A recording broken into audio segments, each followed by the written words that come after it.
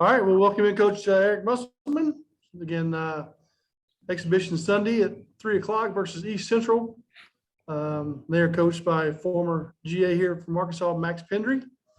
And with that, Bob, you want to get started, please? Sure. Hey, Eric, how you doing? Good, Bob. I didn't know if I'd ever see Arkansas sell out basketball season tickets again, just with the program where it had been and just, viewing habits changing and all the games on TV, et cetera. When you got here, did you think you guys could sell it out before the season started? I mean, I do think, Bob, that it's, our job as a coach is to, win games, graduate players, prepare guys for life, and also market. And our job is to, try to help fill buildings. That's part of our job. I mean,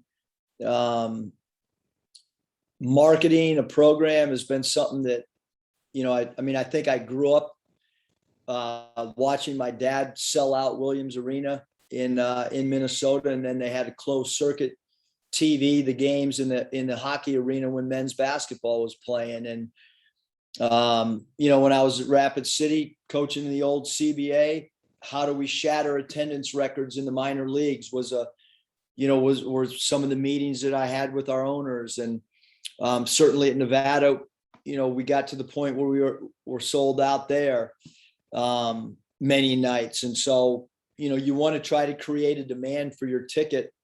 Obviously with the 20,000 seat building, that, it's a tough thing to do, whether you're in college or the NBA. It's not easy for NBA teams to sell out in buildings that are that big. That's why you see, a lot of NBA buildings, newer ones, maybe a little bit smaller, at least in markets that aren't huge. So a huge, I think that the Elite Eight run had a lot to do with that. There's excitement. And then,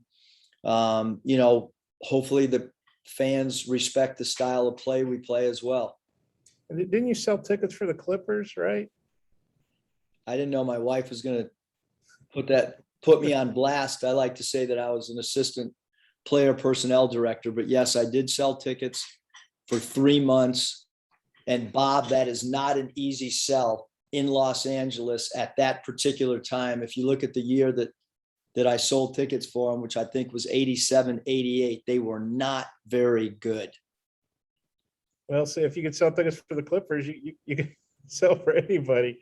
I got salesman of the month twice, 2 out of my 3 months selling tickets. So okay. I take great pride in that. Got a little bonus as well. Okay, well, that's good.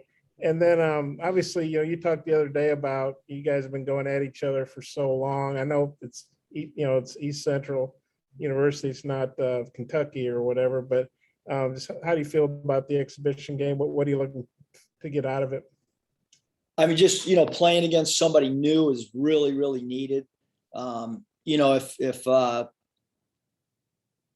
If someone would grant a wish to a college staff, my wish would be that we'd have more exhibition games, more secret scrimmages. 2's not enough. As a news flash, if you go 8 of your 10 weeks in the summer, and then you practice in September and October, and you're going to tell us that you get 2 between all that time and, November 6th or 7th or whenever the first night is for college basketball, it's too long. We need more game-like situations to develop our players. So this is much, much, much needed. There's a reason the NBA used to have 7 exhibition games and now they have 5 or more.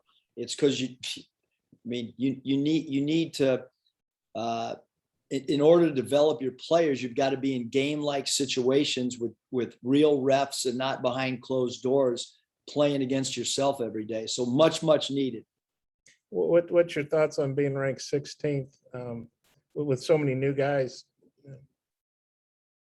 Yeah, I mean, I think it's I think there's a lot of respect for the returning players, and there's respect for the, for the incoming guys. But I mean, I love to read other, coaches' comments and across the country. And I mean, quite frankly, I'm not so sure how anybody's not going to finish in last place when I read all the quotes about how great everybody is. So I'm the exact opposite. My staff's blasting me every day because I see 102 holes in our team, and I'm reading all these quotes and highlighting all the articles from around the league and other teams that we're playing this year. And I mean, hopefully we can win a game at some point this season based on how optimistic everybody is. Okay, well, I got a couple more, but I'll turn it back to Mike. Thanks, Eric. Thanks, Bob. Andrew. Hey, Coach, obviously chemistry is going to be a huge point of emphasis for your team as you're integrating these new pieces. How early in the season do you think you'll be able to tell whether or not your team is gelling the way you want them to, or is it something that kind of just evolves throughout the entire season? Yeah, I mean, I wish I had an answer for that, Andrew, but I don't. Like I didn't know last year after Alabama beat us by 100 points that that was when we were going to click and gel. Maybe if we would have only lost by 40 instead of 100, we wouldn't have gelled so quickly. But I think it's just, it's an inexact science, to be honest with you. I mean, again, I'm sure some of the coaches across the country probably know when they're going to click and how it's going to click. And it sounds like a lot of them are going to click right out of the gate the first game. Certainly we hope to develop as the season progresses, because I think you want to constantly evolve.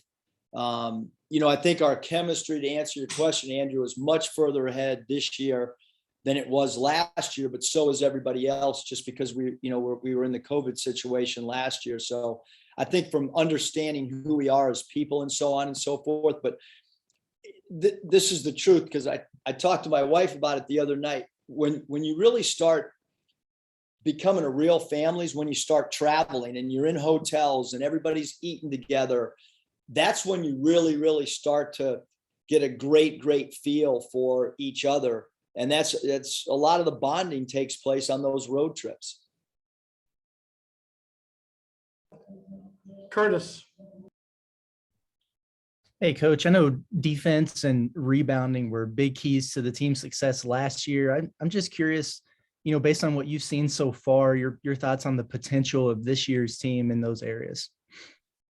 I mean, I think we should be a better defensive team with our length, but right now we're way behind defensively.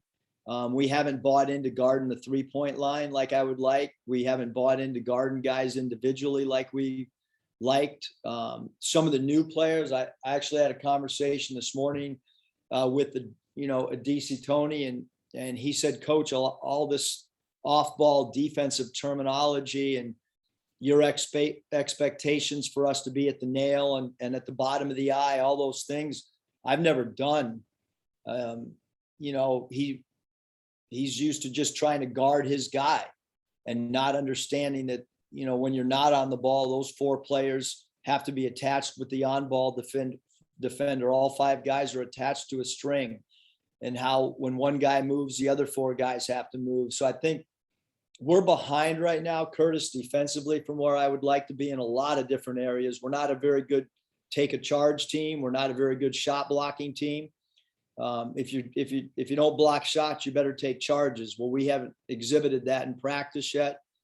We don't guard off the dribble drive as well as we're going to need to, and we don't guard the 3-point line. So, and we're not very good in transition defense. So I don't know what we've done good so far defensively, other than we got a lot of really good looking drills that look good at, on paper, but I don't know if we've proven defensively much at all, Curtis. So a lot of growth there.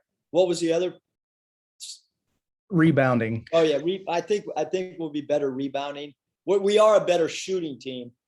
And usually when you're a better shooting team, you take a hit at the other end. And when you're a good defensive team, you're probably not a great offensive team. It's just kind of, you look back historically, whether it's an NBA, AAU team, high school team, college team, when you're really good defensively, a lot of times, you might not be great offensively. It's hard to get both sides of the ball. But we'll get better as we progress for sure. I think it probably just answered my next question to a degree, but obviously with these exhibitions, there's a lot of focus on you and what you need to work on as a team. but I also know that you're really detail oriented and in depth with scouting reports, game planning, and things like that. Do you introduce any of that stuff in these scrimmages and exhibitions? And I mean, is it too early to do that now, or are you going for it? No, I think that's a great question. So what we'll do for the game Sunday is it'll be all Arkansas. I mean, I'm only concerned with how do we get ourselves ready for opening night. That's what I'm thinking about today. That's what we're going to do on Saturday. That's what we'll do on our shoot around game day practice on Sunday. I'm not going to have a light practice on Sunday because we play. It's how are we getting better? We still got these two exhibition games, and we have 12 days between the North Texas game and the first game. So how do we get ourselves ready for what really counts? But we will go into in-depth scouting report when we play North Texas. We have a little bit more film that we can go off, and I think that'll start our players understanding, what they're going to be dealing with going into our regular season game against Mercer. Scotty. Hey, Coach, just outside of being able to, dunk the ball with, I guess, relative ease, what do you view as some of the best things that Connor brings to the floor offensively when he's operating inside the arc, and how does that help you? Yeah, I think Scotty, obviously we talked last time about being a dynamic roller and how we didn't want him to rely so much on pick and pops, but our offense, he's a really good passer. Connor is. He's got really good court vision. He understands offensive spacing as far as our offensive sets and where to go. And he actually kind of a traffic cop at times where he can dictate to other players that might not know the plays as well. So he's a cerebral guy. I think the passing, the dribble handoffs, understanding where to space out, and then how do we get him to play a little bit more inside the 3-point arc or some of the themes and stuff that we've talked about up to this point. You can obviously tell me to slow my roll if you'd like, but what is like the next step for Jalen in terms of potentially, maybe becoming a cornerstone type guy for you? Because I think it's pretty clear he's got the talent and the leadership qualities. Yeah, I think Scotty, it's he's got a bigger role offensively. I think people could kind of see that in the red and white game. We're completely confident with him taking a 3-ball, although we don't want our center spot to strictly be 3-point shooters. I think Jalen can be a dynamic role player. I think he can be a force down low and command double teams or command dig downs by the defense, which will open up spit out plays. He's really unselfish, really tough. Right now is one of the first guys to the floor for a loose ball. He's also a guy that's willing to take charges. He's one of the very, very, very few players on our team right now willing to take a charge. Alexander. I don't have anything. Thank you. Jerry, you have anything for Coach? Coach, one question. There's obviously a lot of accomplishments from coaches in the SEC. I'm wondering what's the likelihood of winning a game by out coaching the other guy?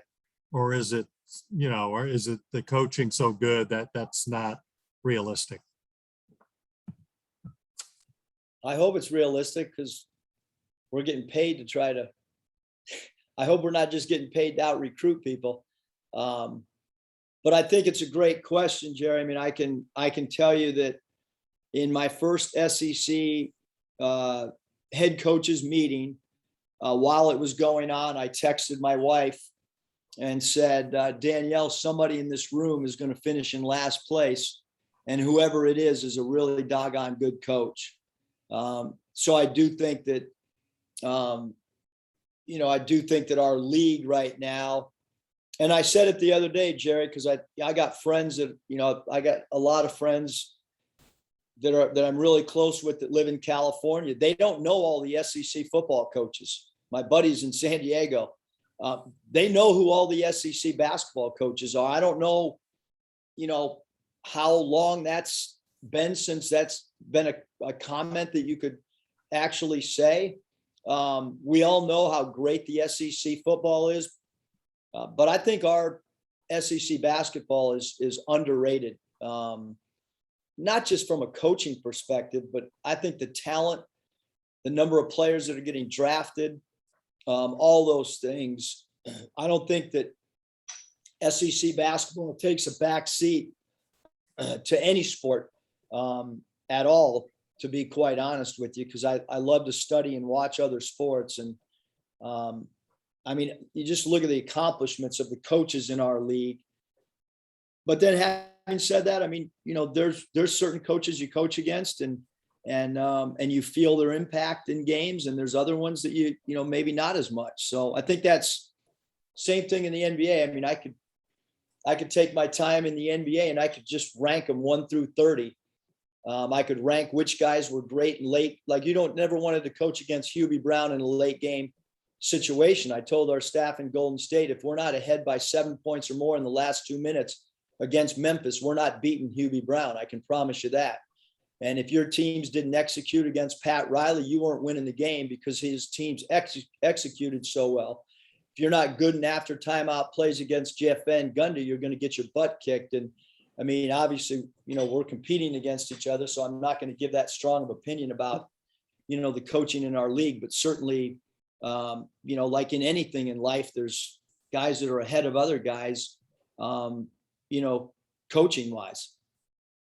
Just as a follow, what made Hubie Brown such a good coach in those last 3-4 minutes of games? I think execution, understanding which players he wanted to get the ball to, decoy plays,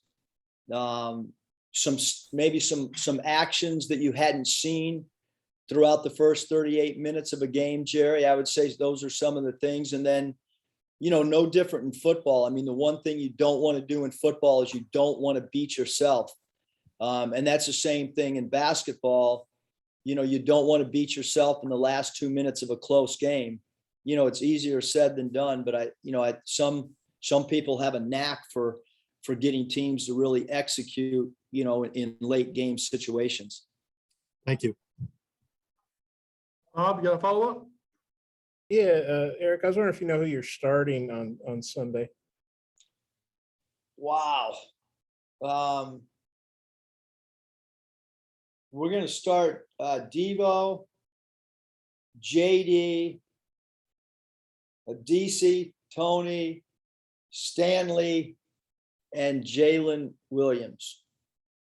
Okay, now JD's obviously the 6th man of the year. So does this mean you're thinking about starting him this year? Bob, I can only answer part of your question. You asked me who was starting on Okay. Sunday. This is only because you guys have treated me so awesome. I've never told anybody who we're starting this early, but out of incredible respect for this group, we told you who we're starting, but I don't know what'll happen after that, Bob. Actually, I shouldn't even, if there's any way I could retract that starting lineup, because I have no idea what's going to happen in practice today or what goes on in injury. So I will say, as of today, that's who we would start if we were playing today. Things can change. Things can change between now and Sunday. That's a projected starting lineup. There, thank you, Bob. Good work. And then do you rotate guys in like you would in a normal game, or do you sub 5 for 5? Or how do you plan to handle the rotation and stuff? I mean, the game will dictate. I guess if we get off to a bad start, we could go with the hockey line change pretty quick and go 5 for 5. I used to do that in the old CBA, but only when we got behind real quick and played bad as a group. Hopefully we have a normal rotation where we come in with the 6th man, the 7th man, the 8th man, and probably stop right at a 9-man rotation, at least through the first 7 or 8 minutes. And then Max Pendry, I honestly don't remember him from a couple of years ago, but this game get put together because of your all's relationship, or what do you think of Max? Yeah, no, for sure. I mean, Max, was at Ashland College, which is where my father got his first start. Actually got his name through Gary Urchek, who was the first player that my dad ever recruited at Ashland. And Gary knew Max. He came here. He did an incredible job for us. He did such a good job that when Coach Crutch left, and went to be the head coach there. He brought Max with him because he had great respect for Max. And then when Crutch went to Oregon, administration gave the job to Max. So, but for sure, if he was not the coach there, we would not be playing this game.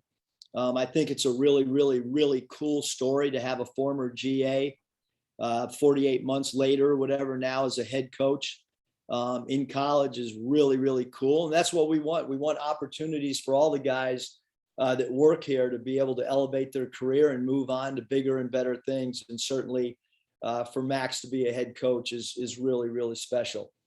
And one more, Stanley was saying after the game the other day that Jalen just talks constantly, really has a motor going, I guess. And just wondering, is there anything in particular that, I know you like vocal guys, is there anything in particular Jalen hits on, or just what do you think about, still a relatively young player, being that vocal with everybody? Yeah, I mean, we need his voice. I mean, he and Devo probably talk as much as any two guys on the team. And with so many new players, we need our returning guys to be very, very vocal. Connor's gotten more vocal over time. JD's gotten more vocal.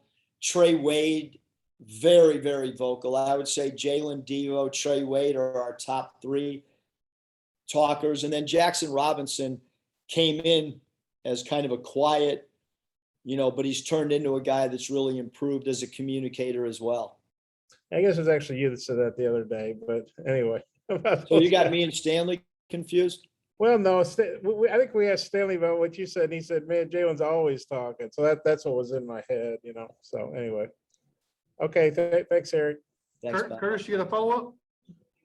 Yeah, Coach, you mentioned Trey Wade. I saw him getting a pregame workout before the Red-White game. Just curious if there was any progress updates on him and maybe what you were seeing out of him prior to his injury.